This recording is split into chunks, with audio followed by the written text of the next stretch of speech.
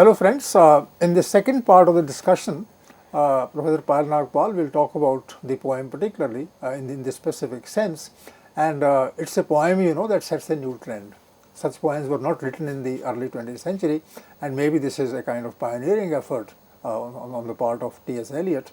And after that, lots of liberties were taken with the form, with the aesthetics of poetry, and images that would not generally agree would be yoked together, and a new kind of problematic would be presented through them. This is what happened, and Professor Payal Nagpal talked about experimentation as an important aspect of modernism. Therefore, one can think also that experimentation that was precisely there in this poem. So I request Professor Payal Nagpal to now give her interpretation of the poem J. Alfred Prufrock Love Song. Thank you, Professor Prakash. So, we've already discussed the epigraph and how it's already laid, in a sense, set the tone that there is a sense of the individual being trapped in hell, and there is no, really speaking, getting out. The love song is, in a sense, it raises, for instance, if you look at the very first lines, let us go then you and I, when the evening is spread out against the sky, like a patient etherized upon a table, let us go through certain half-deserted streets. So, if love is to be compared to a patient that is lying etherized upon a table, it says a lot. It tells us that there is a sense of decay, it tells us that there is numbness, and maybe some kind of procedure is to be conducted on this patient, and there is something mechanical about life. So, this numbness, a kind of mechanical way of life, a kind of dullness that is there, half deserted streets. So all these build up an image, and if we look at every single stanza, and in this particular, I mean, though there are about 130 plus lines, so they tell us, they build up several images, and each of these images, if we kind of connect them, it builds up a picture of a society that is increasingly decadent. So where the experiment, the experimentation, the use of the objective correlative, it gives us a very clear picture of the times. Though it's not as if the poet is also looking at the solution or how things can change, but the poet is more engrossed with bringing to the reader exactly what is happening in the world. So, for instance, if we look at the idea that this is probably the most unromantic, I mean, it's not really a love song at all, but at the same time, what is T.S. Eliot saying? Is he suggesting that in the modern world, this is the only love song that is possible? So these are two different aspects, and one needs to kind of mull over these and think about how we would like to read the poem. So restless nights, if we look at a lot of these images, restless nights, one night cheap hotels, sawdust restaurants, oyster shells indicating that there is a kind of hollowness to them, it's only the shell, streets that follow like a tedious argument of insidious intent. So the tedium is not just of the argument, the tedium is to life itself, and the insidious intent, that to lead you to an overwhelming question. What is the question? The idea is that this is a love song, so probably our dear Alfred Prufrock would like to extend a proposal to a woman, and we don't know what the overwhelming question is, because he clearly says, do not ask what is it. Let us go and make our visit. So there is a visit to be made, and immediately after this there is a reference to women who come and go, talking of Michelangelo. So it also tells us that it brings in the painter from the 16th century, but at the same time the women appear as more confident here. The women come and go, and they are at the same time they are talking about an artist, so they could be part of the cultural elite. But the question that he is asking is a question that he is telling the reader not to ask him, and to probably let's just go and make a visit. So there is this sense of everything appearing very mechanical, almost clinical, going back to the patient etherized upon the table. and this is followed by, in a sense, the dreariness is built up further, because soon after, on the one hand, we are talking about women, talking about art and culture. Now, this is immediately followed by what is called the yellow fog. The fog is used in different ways by poets, and the fog could bring in confusion, it could bring in, at times, the dispelling of the fog could bring in clarity. But here we have a yellow fog. So there is a paleness to this fog. The fog is probably turned yellow because of the smoke from the factories. So it's a hugely industrialized world, and he clearly says the yellow smoke that rubs its muzzle on the window panes and licked its tongue into the corner of the evening. The images again that are being used here are images that do not they do not allow the reader to think about this as a love song, because there is a reference to pools that stand in drains, and again the soot that is falling from the chimneys. There is seeing that it was a soft October night, curled once about the house and fell asleep. However, there is no succor for the one who's going to think about going to sleep, because it is the smoke from the chimneys that we see. We see the fog that is colored pale by smoke that appears from the factories. So, and he finally says that there will be time for the yellow smoke that slides along the street. So the smoke and the fog, they are given agency, but Prufrock is not given any agency. Prufrock is that individual who stands still and is watching everything, but does not have the courage to acquire agency or to move. And it is the yellow smoke, the fog, that is sliding and that is rubbing its back upon the window panes. So here I'd request Professor Prakash to share his views. I mean, it's a poem that we've all read at so many different points, and he's taught it in the classroom. No, of course, the distance between the reality of the fog and the intention of the love song, this is very wide in the images that you have discussed, and it's an industrialized society, as you say, and industrial society means that people go into the factory, then they come out, they are tired, and they don't have time for love and for paying a visit to a lady or whatever. And so far as the cultural world is concerned, it is dominated in the early 20th century by the upper class women who don't have any concern for art, and who will at the same time flaunt their knowledge. Yes. By referring to Michelangelo, who was a great painter, and the more they talk about him, the more they will impress the audience that is there. So where is love? Where are the ideals? Where is beauty? That is all associated with human emotions of togetherness and friendship and love, and dying and enjoying, and all those things that people discussed in terms of poetry, love poetry earlier. So I think it's a kind of a spoof on the theme of love, the way you have interpreted it correctly. I really like it, the way there is an animal, there is a cat, and that cat is being compared with the fog, and the fog is moving slowly, and maybe the cat also is not exactly alert, and things are just moving in spite of the intention of the author and intention of the lover. So the whole thing is helter skelter, nothing works, there is no argument there is no cohesion in life, and the writer is talking very effectively about the nature of love that is there at that point of time. So if you are going to meet your beloved, if you are going to talk to her, then that is not possible in the present circumstances. But yet Eliot would like to call it the modern love song, the love song that is only possible in the early 20th century.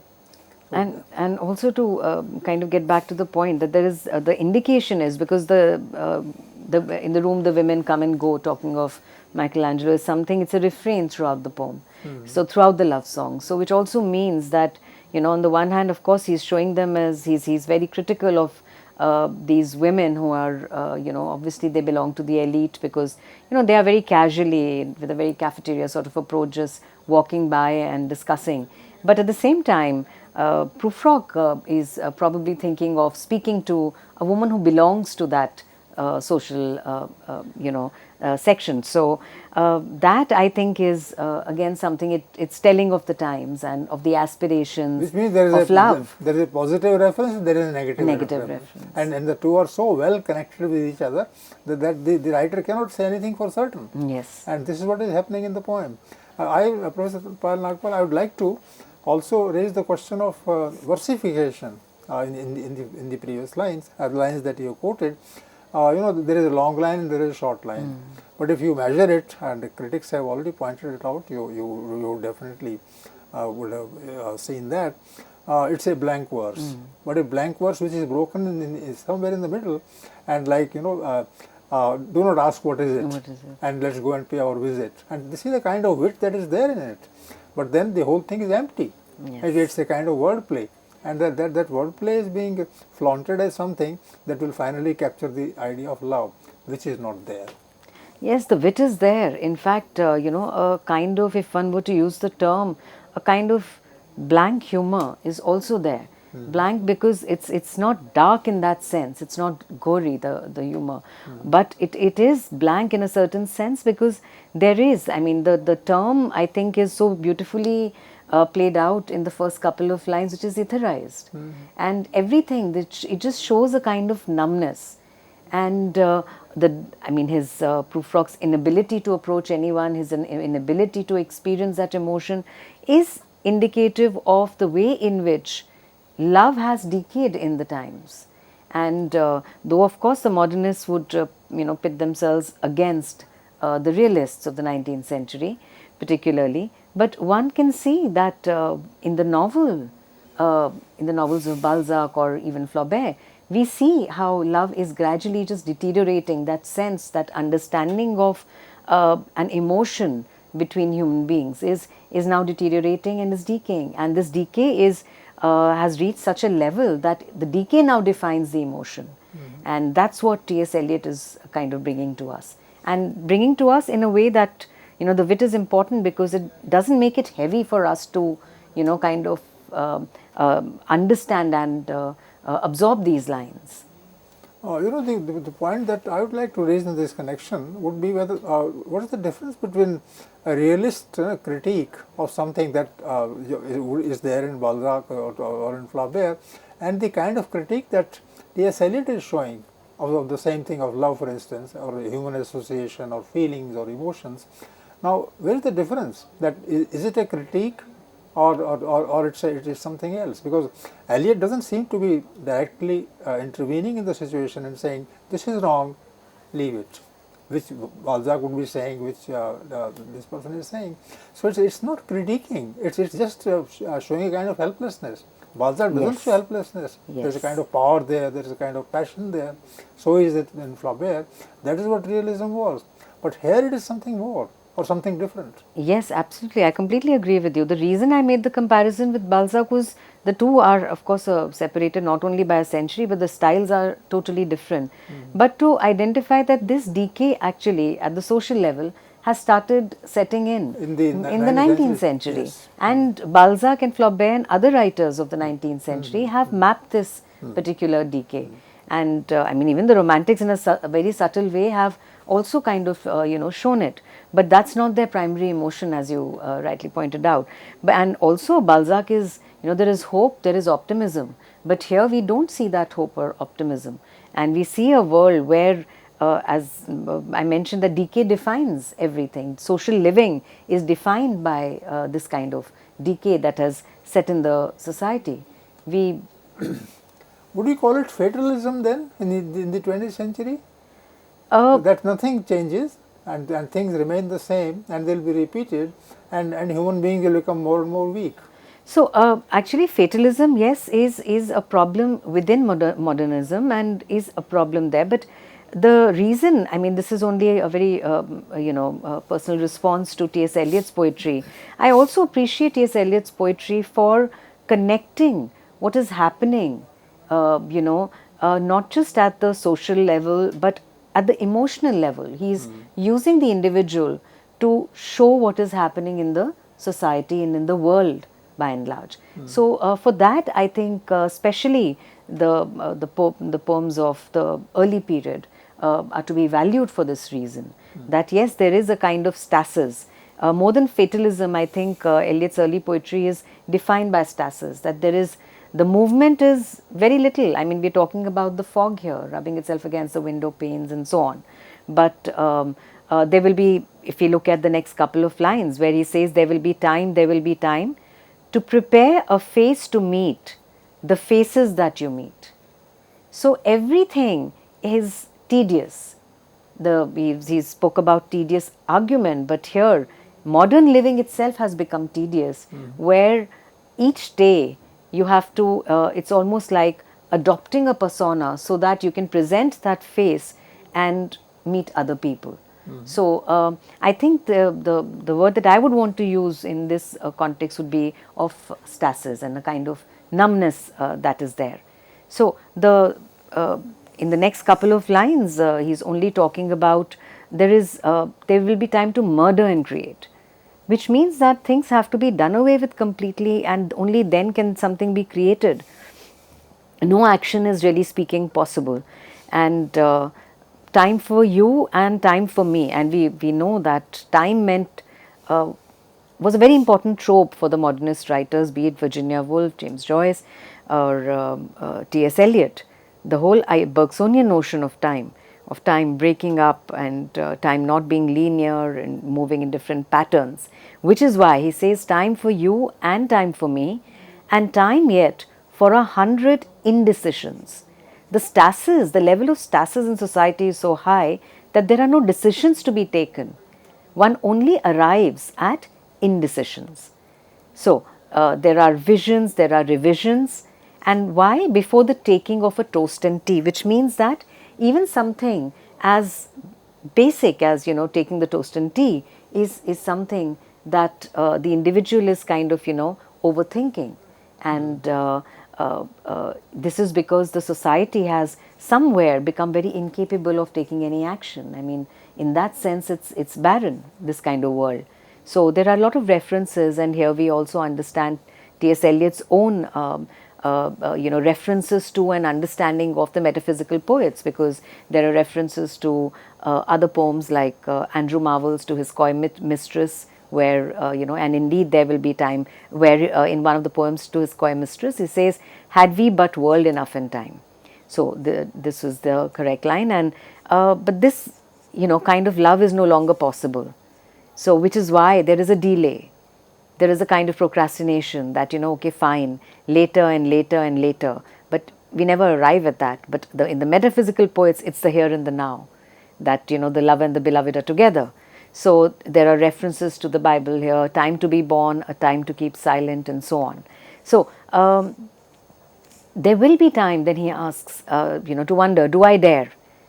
And, this again leads us to an important question about, how really speaking can he approach this woman, where he says that, I have measured out my life with coffee spoons.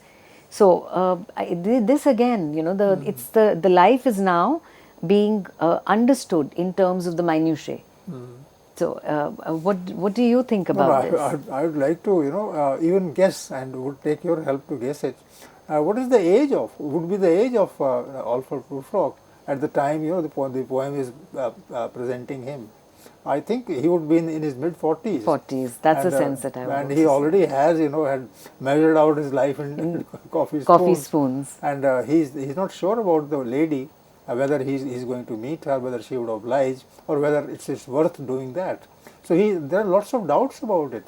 It can't be a young man of 16 or 18 who is full of love and passion. It's somebody who is haunted by fears, who is haunted by uncertainties. What do you think about this particular stage of life in which the poem is situated?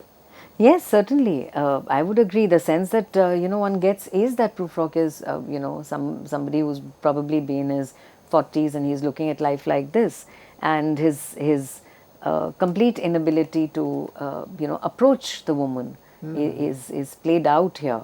And I think the important thing that Eliot has done here, when you spoke about, it not being a critique, is that he created that distance. This is not T.S. Eliot's love song. It is J. Alfred Prufrock's love song, and it belongs to him in that sense.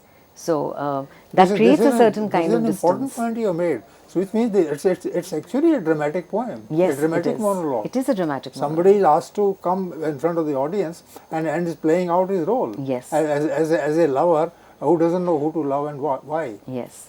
In fact, this is something, the whole idea of the coffee spoons is played out in another line when he says, "How should I begin to spit out all the butt ends of my days and ways?" So this is something that reminds us of another poem in this collection, which is called Preludes. And here, to share a few lines from Preludes, where he talks about how the winter evening settles down with smell of steaks and passageways, 6 o'clock, and he finally says, "The burnt out ends of smoky days, and now a gusty shower wraps the grimy scraps of withered leaves about your feet and newspapers from vacant lots." So again, it's like we are looking at a world that has been completely ravaged. And I think the war would certainly have something to do with this. And what we are looking at is, the image of the newspapers from the vacant lots again tells us of things that are just left strewn around, probably. So the showers are there, and there is a lightening of the lamp and so on. But all this is something that does not paint a picture of a society that is moving forward. I mean, we've moved into the early 20th century, but one is caught in a kind of time wrap where one is not moving forward, and the stasis is there. So clearly, I mean, T.S. Eliot is not making a case for defying the stasis and moving ahead. And when he does that, of course, he does it through religion and a certain kind of mysticism. But which is why, at least I think that his descriptions of the modern world are significant. So again, another very important poem in this collection that I particularly like is Rhapsody on a Windy Night.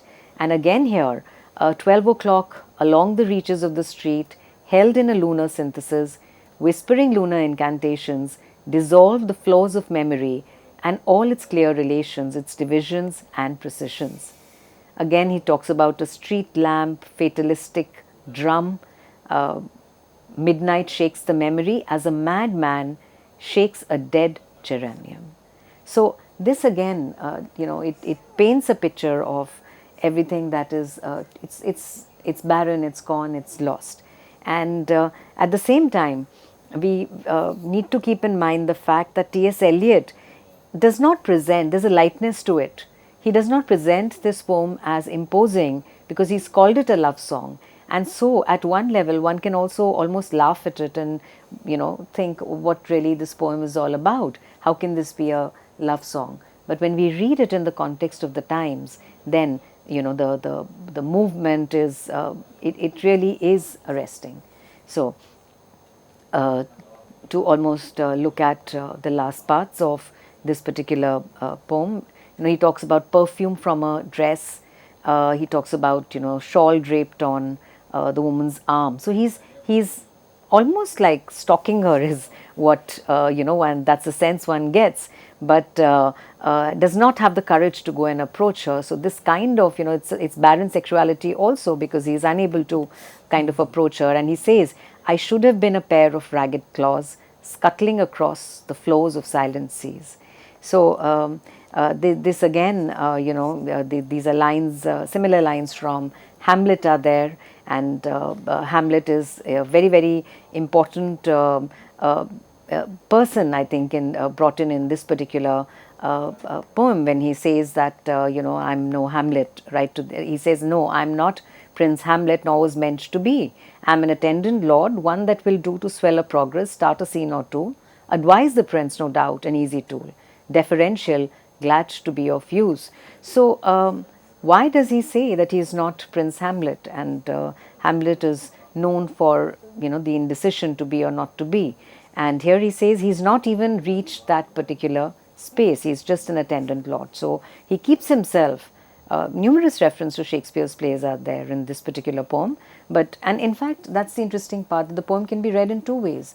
One, really as a metaphor for the objective correlative for modern life. And of course, at the literary level, there are a lot of references to Shakespeare's Hamlet, Twelfth Night, Dante's, work, and so on. So, but both ultimately go on to, present to us a picture of the modern world. So, And this is England, this is Europe in the early 20th century, and T.S. Eliot is, pitching this poem in the city. It is not the village. It's not the small town. There are roads, and the roads are. You said that with an insidious intent and all those things.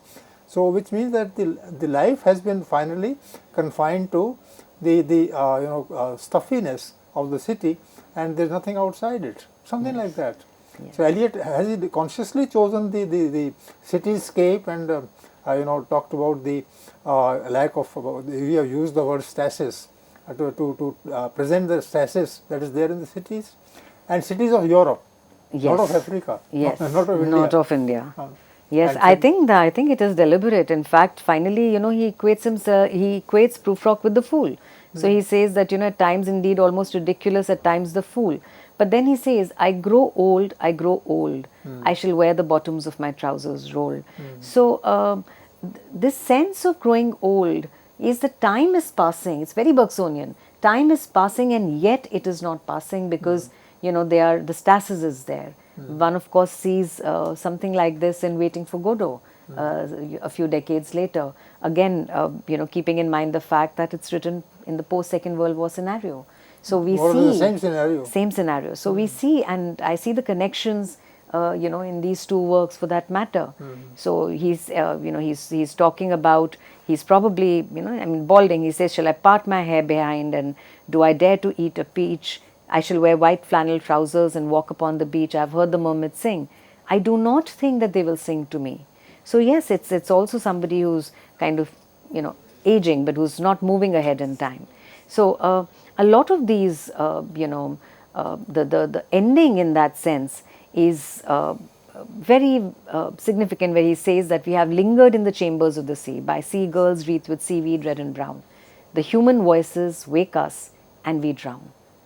So the potential is probably there, but what it's sense not. do we make of this poem as modern day readers? Just the last question that I would ask from you. So I think as modern day readers, it is a poem that at least in though it doesn't do it consciously, but I think in representing modern life, it also invites the reader somewhere to connect. I mean, we would today reading in the 21st century, reading T.S. Eliot's The Love Song of J. Alfred Prufrock, I think we should think about what all these emotions mean in the world today, and has human society, human life progressed? Have we moved forward, or are we also caught in the time warp?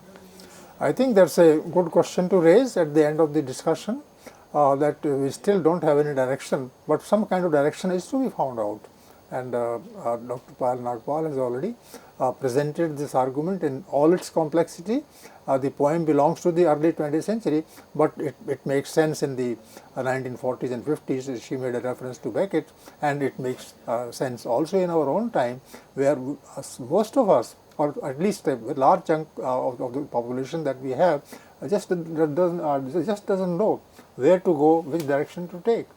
And I also was feeling, that there is a kind of fun element in the poem. Yes. That the person is all the time playful. Playful. He is playing with words, and he is playing also with rhyming and other things. So it's interesting that the poet is playful, yes, but poor Prufrock does not appear as playful, yes. And it's that I think a lot of fun is poked yes, at Prufrock's and that is of course there in the beginning itself, yes, and in the title where it's a love song of this man, not mine. and a point that we didn't have time to discuss is the language, and Renewell points out that this is a common speech.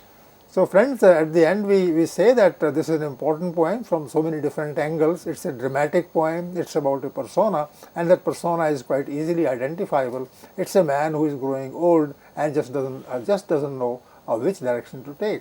So thank you very much for presenting this kind of a complex picture of the poem, which was written way back, and it still, makes a lot of sense to us. Thank you.